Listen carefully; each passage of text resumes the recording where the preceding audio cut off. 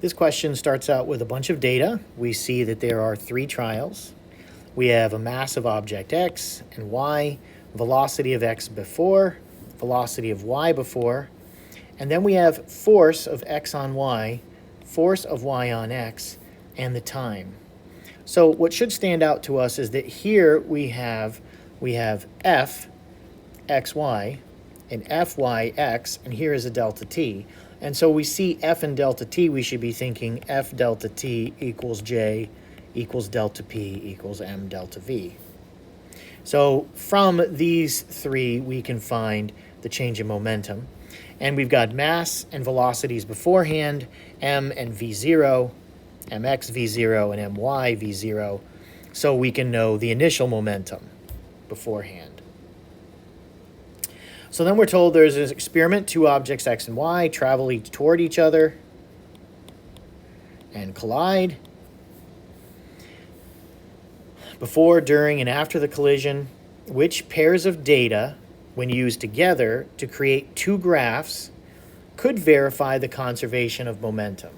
So the conservation of momentum, we're looking for the initial momentum is going to equal the final momentum. So we need the momentum before and the momentum afterward. So we can clearly see that the data, this data here, can give us the momentum before. And that this, we already said, can give us the delta p. And since delta p equals p minus p0, the final p that we need is going to be delta p plus p0. So we can take the area from the graph, a graph, or this f delta t, and do p0. So let's see, average force in x on y, because these measurements can be used to determine the change in momentum of object x. And again, we're looking for 2 answers, which the pairs of data, when used combined, can be used to combine and verify the conservation of momentum.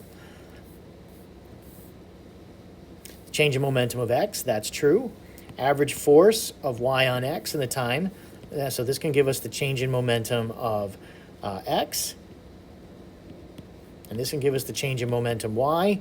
Along with this data can be used to give us the answer. So it looks like the answers are choices A and B. Now if we look at C, x and velocity of x before the collision.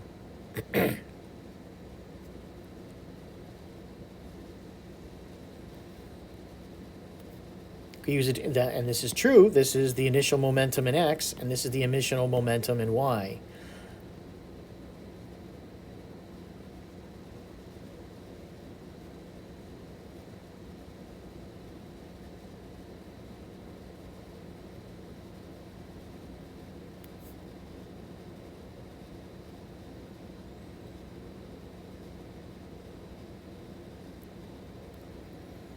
So the initial momentum alone is not going to give us any indication of the final, nor is it going to give us an indication of the change.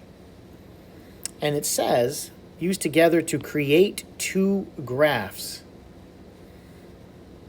To create 2 graphs.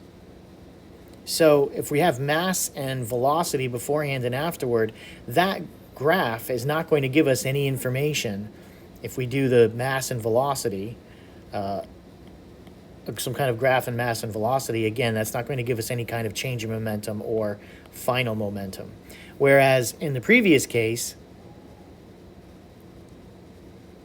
having the f delta t gives us the change in momentum and the final momentum. So we're looking at choice A and B.